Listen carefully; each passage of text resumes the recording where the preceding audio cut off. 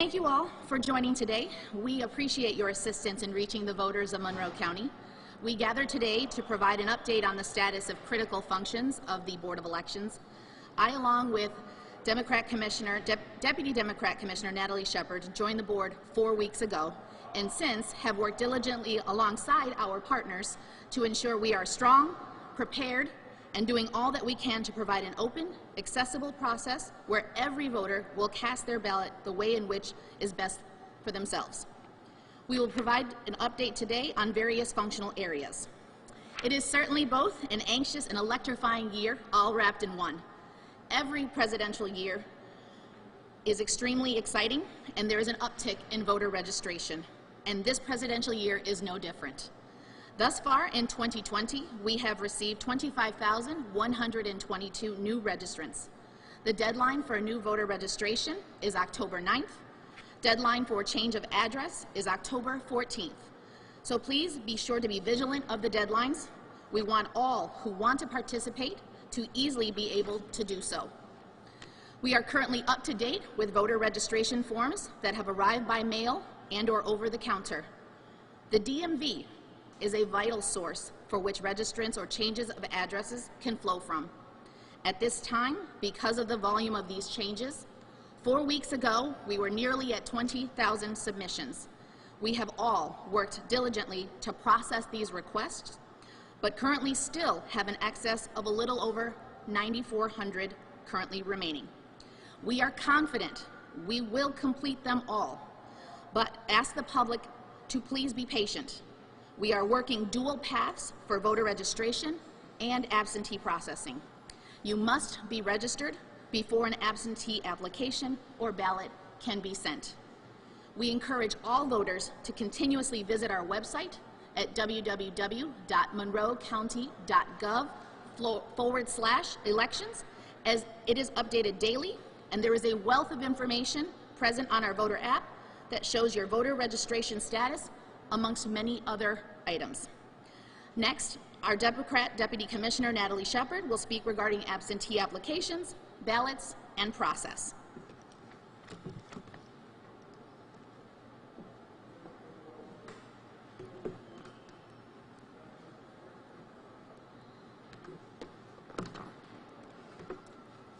Good morning, everybody.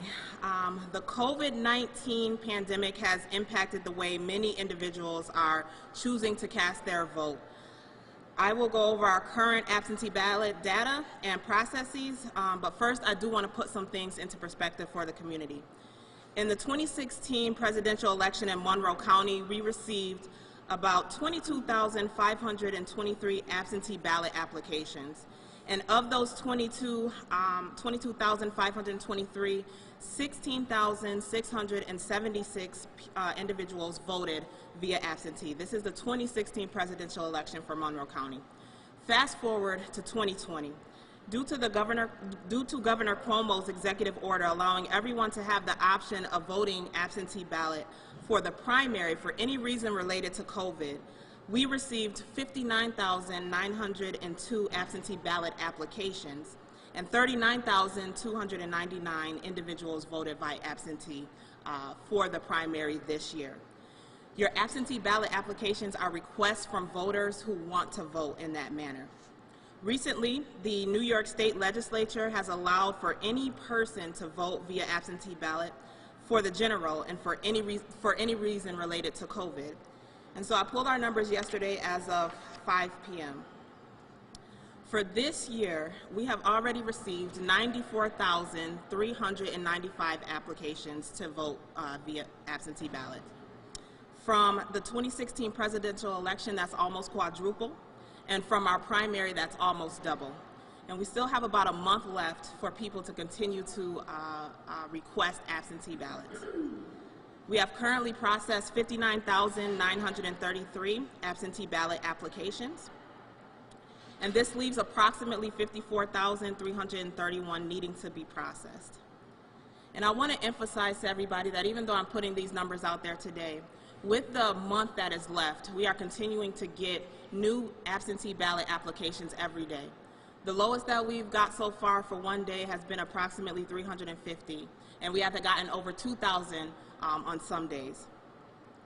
At the end of August, when Commissioner Ortiz and I joined, we recognized that there was a need to expand our hours by implementing mandatory overtime.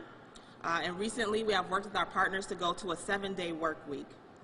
We originally had about 24 staff working on and processing absentee ballot applications, and there was a huge need to hire more individuals to keep up with the amount of absentee applications that needed to be processed in such a short amount of time. We've hired an additional 22 people thus far and have a goal to train another 20 this coming weekend. And I could not leave this podium today without emphasizing the tremendous effort that this is going to take to not only process the absentee ballot applications, but also to receive those back in the mail once people do cast their votes. County Executive Adam Bello and his team have been a huge support by providing us the resources that we need for staffing and providing the resources that we need for space and equipment. I do want to let the public know that there are different ways that you can return your absentee ballots once you receive them. You can drop them off at the Board of Elections. We have a drop box in our office. Per Governor Cuomo's executive order, we are required and will have absentee ballot drop boxes at every single early voting site and every polling site on General Election Day. You can also return your absentee ballot by mail. The post office is suggesting that you mail your absentee ballot back to us at least 7 days before the election, which will put it around October 27th or 28th. But it's important to know that you do have a deadline to return your absentee ballot application by October 27th.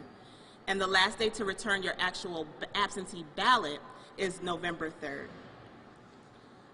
So next we will have the Republican Deputy Commissioner, Nancy Levin, come and talk about our polling sites for those individuals who do want to vote in person.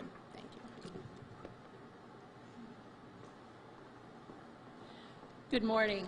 I want to let everyone know that we have worked very diligently in the last few months finding poll sites. It's been very difficult with COVID. We lost about 62 poll sites across the city and the county that due to COVID reasons really didn't want to be a poll site anymore. So we've worked very hard, and there will be 282 poll sites in Monroe County on Election Day. This is down a little bit. We are usually around 300 to 310, but we're very confident with the 282 that we currently have. Hopefully no one else will change their mind and call in and we'll lose them, but there'll be 95 sites in the city. The city school district has been phenomenal and worked with us to provide a lot of the schools. So for the sites that we lost there are moving very close to a school in the voters' neighborhood. In the towns, there'll be 187 sites scattered around the different towns. The governor's put out an executive order that we needed to notify all of our voters with an informational mailing with their poll site recently. Unfortunately, the poll sites were not all set yet. We have just really finalized them in the last day or so, and some of them may have received incorrect information. The voters that are affected will receive a new letter from us, a new notification, and they can, currently our website has been updated and the information is in the voter look up app. So if they check online, go to our website, they can find their corrected information there. All of our inspectors will be wearing masks. There's hand sanitization available in the poll sites. Masks will be available to anyone arriving without one or may need a new one. So we'll have extras. We'll be doing social distancing and wiping down all of our equipment throughout the day. We want not only our voters to stay safe, but our staff and our inspectors to stay safe, and ask that everyone please wear a mask if you are able to, without any medical conditions. Sites will be open from 6 a.m. to 9 p.m. on November 3rd, and you will have an opportunity to place your vote at your poll site in your neighborhood or early election day, early voting day, or absentee ballot. Next, I believe we might have Commissioner Lisa Nicolay. Good morning, everyone. One of the things that I want to stress today is probably the most often question I get asked, by friends and family, is that if they're not comfortable with the mailing in their ballot. My daughter actually made a funny comment. She said, "Mom, we don't put cash in the mail when we send birthday money. We send a check. So why would someone put their ballot in the mail if it was that valuable to them?" So I think the best answer to that is to take advantage of early voting. And if you guys could help with that, that would be great, because it's only our second year. We did early voting last general election, this primary this year, and we're having it again for the general. It's really unfortunate that voters aren't taking advantage of this. It is a great way to, in person, cast your ballot, watch it go in the machine, know for sure that, you saw it happen, your vote definitely counted. And we've done a good job. We have 12 polling locations for early voting. 4 are within the city of Rochester, and the others are out in the towns. We've tried to make it as convenient as possible. The beauty is, and this is another question that we get asked a lot, is, well, I live in Webster. There is an early voting site in Webster. Do I have to go there? No, you can go to any of them. That's the beauty of this new poll pad check-in system. If you are a registered voter, you can go to any early voting location and cast your ballot. It is for 9 days, starting October 24th up through November 1st. There is no voting on November 2nd. It allows us to recap and get ready for the big day. But I really would love for you guys to push that for us. It will make a better system for everyone. It will hopefully reduce the lines on election day. It will make sure that, people's actual ballots are not getting delayed in the mail. It really is the nice way, and it's not going to be, people don't take advantage of it. It is really, the last couple times we've done it, it's been almost dismal, unfortunately. And I don't know if that's because people don't know it's there or they don't want to take advantage of it, but if you guys could help us with that, that would be great. All of the dates and times are located on our website, and we're really encouraging folks to go to the website, because we have limited phones that can be answered here, and staff is doing other things. So if we can encourage people to try the website first, and if they don't get the answer that they're looking for, to certainly call us. But that would be the one thing that we're really looking for, pushing the early voting. Another thing that we really could use some help from the community with is, for my party especially, we are short a couple hundred election inspectors on the Republican side. So if you are a registered Republican and have an interest in serving your civic duty and being part of the process, you do get paid. It is not a volunteer position, but if you are interested in working, we have full training. The only thing you have to be is willing to work a very long day. It's 5:30 a.m. until about 9:30 or 10 o'clock on election day. And I also believe that we just heard from the governor's executive order that if you are collecting unemployment due to COVID or any other reason, and you want to be an election inspector, it does not affect your benefit. So it doesn't get reduced from your pay. So I'll give you a phone number to my office. If anybody out there is a registered Republican and would like to help, we would love to have you. It's 753-1550. And we will get you set up for training, and we'll get you prepped for the day, and it would be really, really a great thing, because we do have to have a Republican and a Democrat working side by side on election day. So we're trying to have about 8 or 10 of those each. No, total. Election inspectors. Yes, so 10 election inspectors at each location, so we do need 5 Republicans, 5 Democrats. I believe the Democrats have all their spots filled, but if there are Republicans, we would love to have you. And I guess we'll take questions if anybody has any.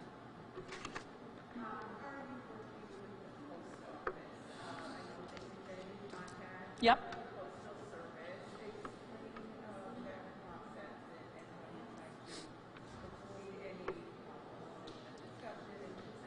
Yep. So we have been working with the post office much greater this election than the primary. I don't know why we couldn't connect with them.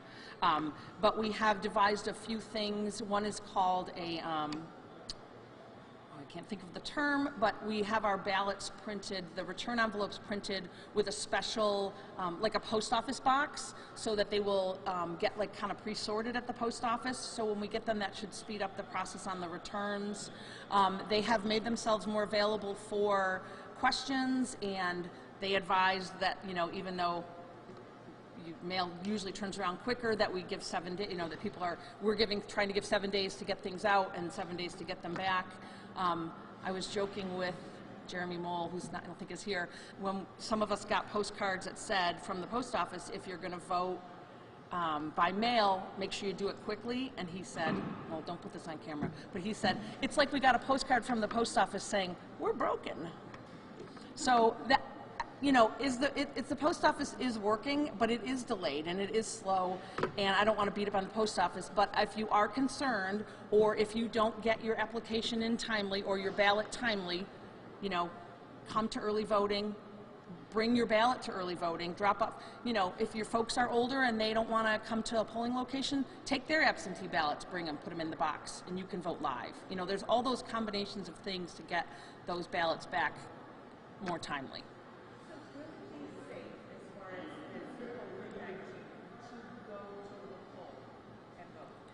In my opinion, yes. I mean, I'm a healthy older woman, I don't know, whatever, middle-aged, and I go to Wegmans, and I don't, you know, I come to work every day, so I don't have those fears. I mean, maybe if I had a compromised immune system, then I would be more concerned, but, you know, we're doing the same things that you're doing at Wegmans.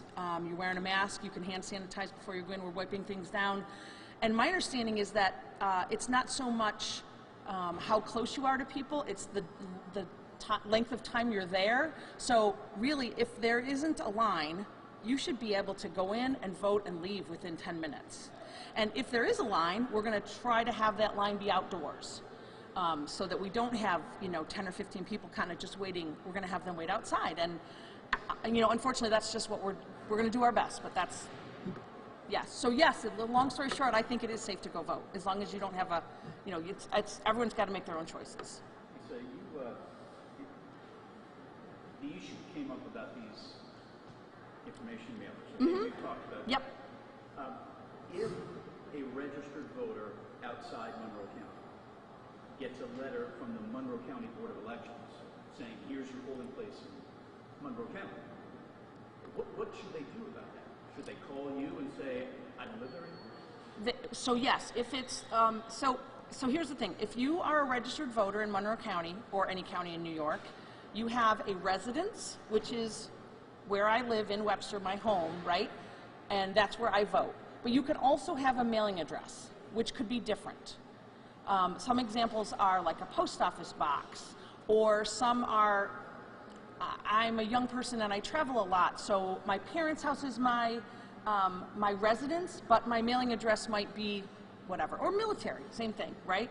So unfortunately what happened was the governor asked us to mail those informational cards to not just active voters, but inactive voters. And the problem is that if it was our decision, I won't speak for Jackie, I would have not mailed to inactive voters. They're just people that don't vote. They're this close to being kicked off because they don't participate, right? Or they've possibly moved or whatever. So in those couple cases that we shared, it was more of that. It was that they moved and never told us. So if people don't register in a new county in New York, we check that, and they would get purged if they registered to vote in a new county. But if they just move and they don't ever let us know, and some of the hardest parts are like, especially if it's a child and a parent, right? The kid moves out, but their mail still goes there. And if the parents don't ever write back, you know, Return to Center doesn't live here, or tell the child to, even though they're an adult now probably, to write back and say, I moved, then we assume that they still live there because they're accepting the mail. The instance that I shared with you, mm-hmm. They are registered voters in another county. So I guess they're curious as to why would they be registered voters in another county for 5 years and yet still be on Monroe County's? Yeah, so they would not be allowed to vote here, just so we're clear. Like, nobody's voting in 2 counties, because before we prepare our poll pads and before we start counting absentee ballots, we do check against all the other state registries. So then it would have to prove that they were living one place or the other, and it would probably be the most current. Sorry, I talk with my hands, and have a wet signature. So that would prevent them from voting here. And I think honestly, if we had just mailed to active voters, we wouldn't have some of these issues. But so the voter rolls aren't integrated. They're separate right now, but we do a double check before Election Day. Yes? They're separate in each county, but they're combined in the state. They're combined in the state. Okay.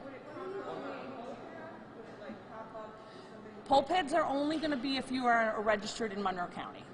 So you would, if you are not, so if I go to vote and I'm not on the rolls for whatever reason, I'm not going to be able to vote. The only option is that I could vote via affidavit, and then that is separate and it comes back to the office, and then we would do research on whether that vote should count or not, based on where they live. And there was a lot of confusion, and I know that Jeff, you could talk about this a little bit too, about people,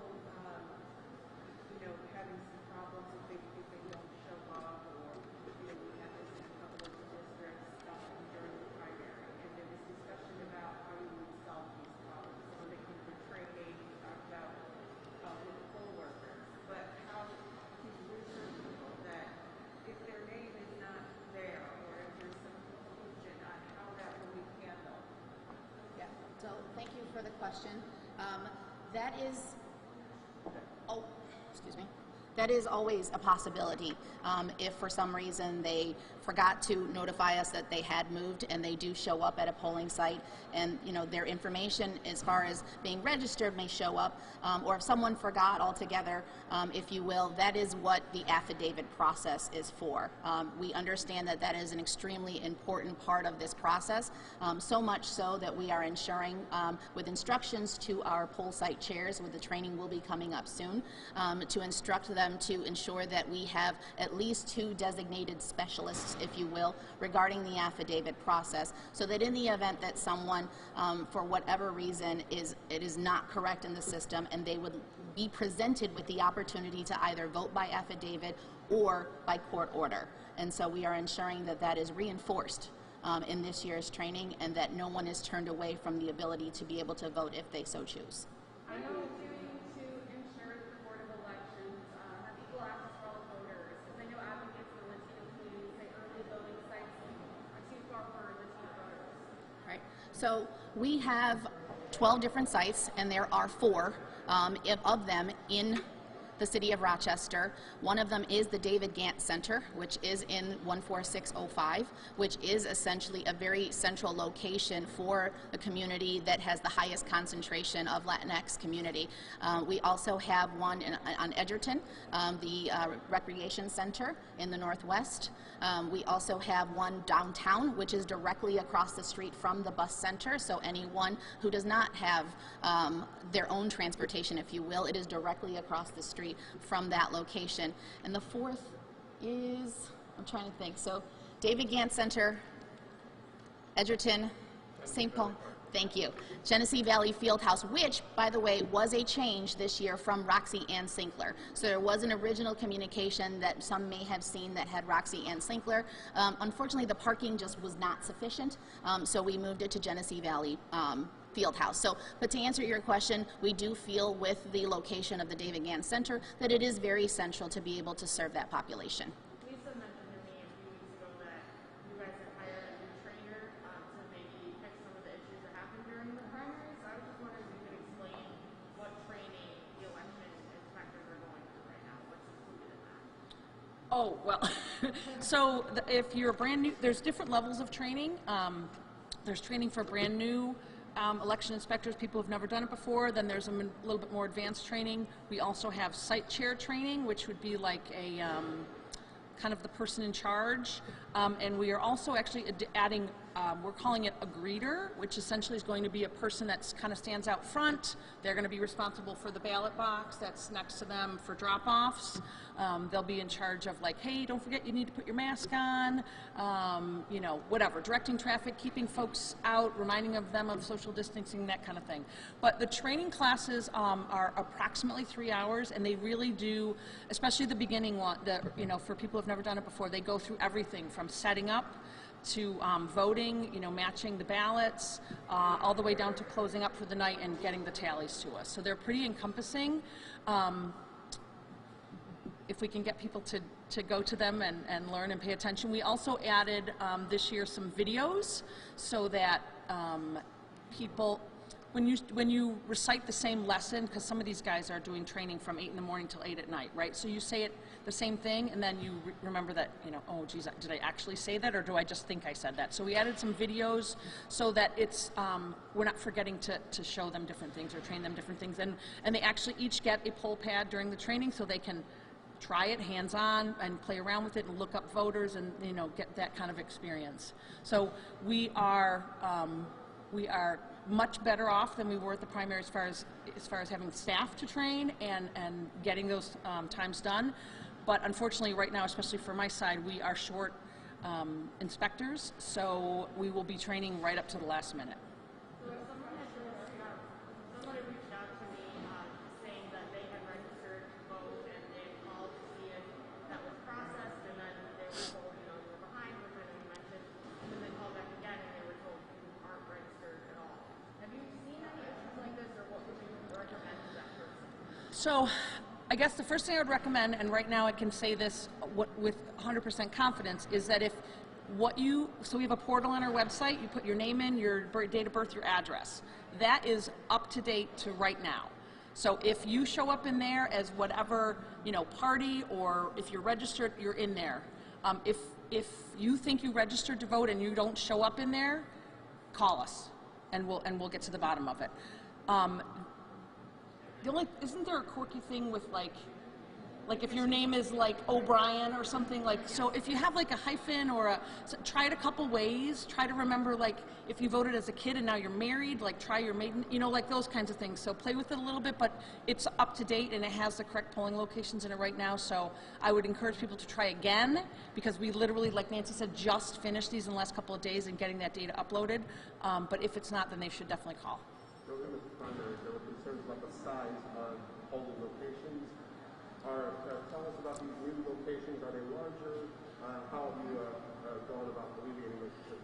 So I can't speak to all of the locations, but I know that when we tried to find replacements, we sent staff out to evaluate them, and we did want, our emphasis was larger spaces, a different entrance and egress.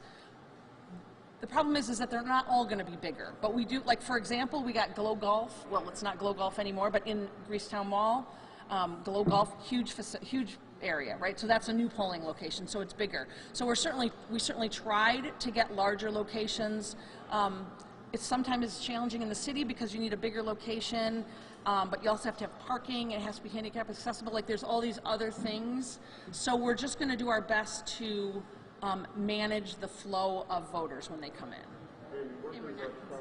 And we're not consolidated, right? That's a big difference from the primary. So we typically in a presidential year or in a general election year have about 300 polling locations, and we have 282. So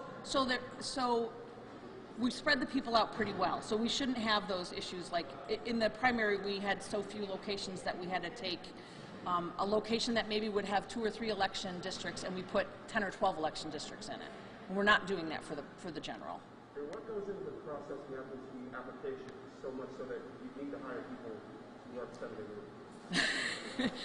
It's not that the individual application takes a long time to process. It's just that there's 100,000 of them. And in addition to that, we also have voter reg that's increased, and the Department of Motor Vehicles downloads all these additional voters. So it's just trying to catch up with the backlog. So registration's up? Registration is up. How much? You had a number. Somebody had a number. With new registrants, 25,122. How many registered voters do you expect there to be by election day, given that they're still coming in? Shy of 500,000. I would just, yeah, exactly. I would Just say shy of 500,000, 450,000, somewhere in there. And turnout for a hot presidential election is what? The last presidential election was about 76%. 76% in the last presidential. We anticipate somewhere between 80 and 85%. And I do want to address the question about what it takes to actually process an absentee ballot application. What we're up against too is a timeline, which is why we need so many, because like I said before, I can stand here and say today that we have about 54,000 left to process, but every day we're constantly getting upwards over 1,000. And with that, what it does is it keeps the number the same, so we're competing with the timeline because election is November 3rd. And so that's why we have to get a lot of people processing this so that we can keep up with the timeline. What safeguards are in place to prevent someone from submitting an absentee ballot and then going and voting in person? No, but So we do have a reconciliation process that occurs when we receive all of the absentee ballots back. This is one of those things where we had to look at space and look at staffing. So right now we are utilizing City Place across the street, which allows us the ability to go through every single absentee ballot that comes back. And we have a specific process that ensures that when we see a name of a voter, we check their ballot, we make sure that everything is legit, and we cross-check it with our systems to ensure that they did not vote on election day, and if they did, then we remove that absentee ballot application from our pile so that it does not go through the machine on counting day. That information is not only checked in our county, but it's sent to the state, and it's merged with the information across the state to see if they went to any other county as well. So that is a process, but again, according to a governor's executive order, we have to have all that information to the state board within 48 hours of the polls closing on election night, and they will run all the data together and kick back a list to each county if there are duplicates found. And the 45,000 new registrants, how does that break down by party? Any idea? I don't know, but I would imagine it's. Actually, you know what, we can certainly get back to you. I should have actually looked at that breakdown, but I would also suspect that it probably leans a little higher towards Democrat, but we can certainly get you that figure. Okay. So in terms of vote counting, with all those absentees, can you run through how that's going to be done and when do you think you might be finished? If you know. So one thing that's different is that we are utilizing City Place, like I said before, as opposed to our service center in Henrietta. What that allows us to do is create stations. We are now going through the process of figuring out how many staff we need per station, depending on the flow of when absentee ballots come out. We are going to have to mail out absentee ballots in waves. So we did do our first wave this week, which was about 34,000. I have the number right here.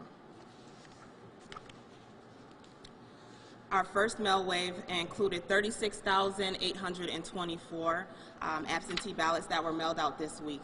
And so it depends on when people return those and what those days look like.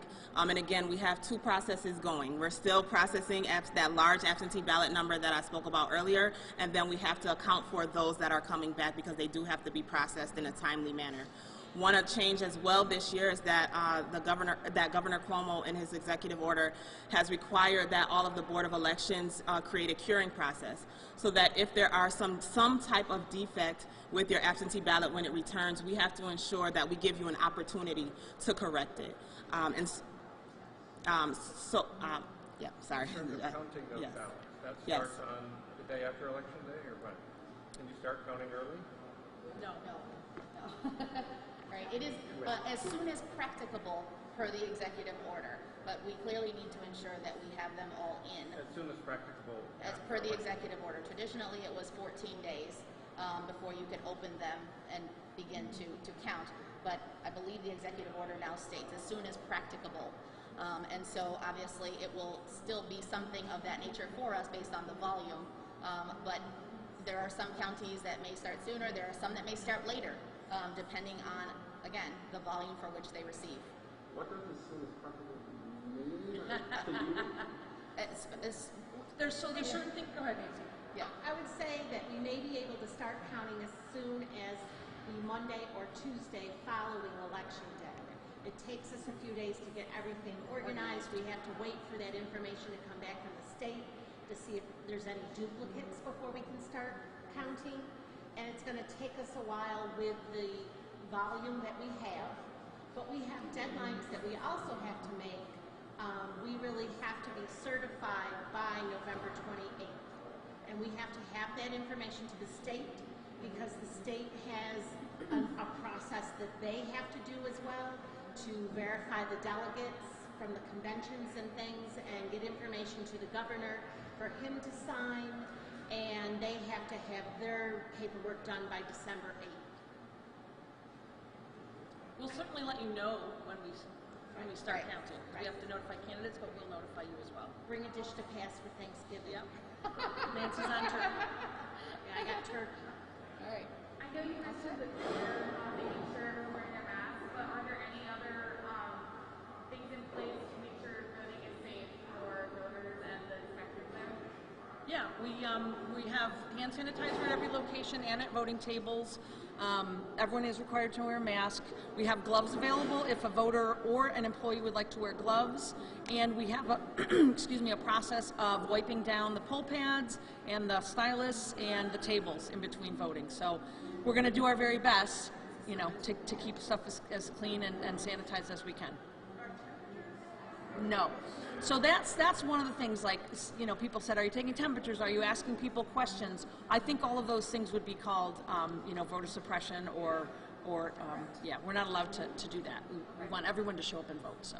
And with the confusion that happened in the primary, that people getting wrong ballots for the general election, how do you making sure that doesn't happen? So, okay, that's a great question. So 2 things. In the primary, there were different ballots, right? There was 3 elections going on simultaneously. This is just one, but we will have people double checking when you log in. When you sign in, you will get a little slip, and it has a 4-digit number on it. That's your ballot number.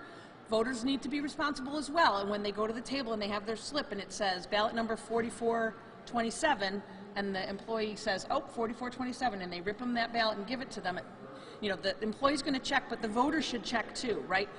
Be a responsible voter. Make sure that you have the right ballot. If something doesn't look right, say something. Don't call you guys. Like, tell us. There's a on-site supervisor, and if that person doesn't know, they're going to call us, and there's going to be full-timers here to answer those questions. So if they think they have the wrong ballot, they should speak up, but the chances of that happening are much less likely this time. Anybody else? Thank you. All right. Thank you all very much for coming today.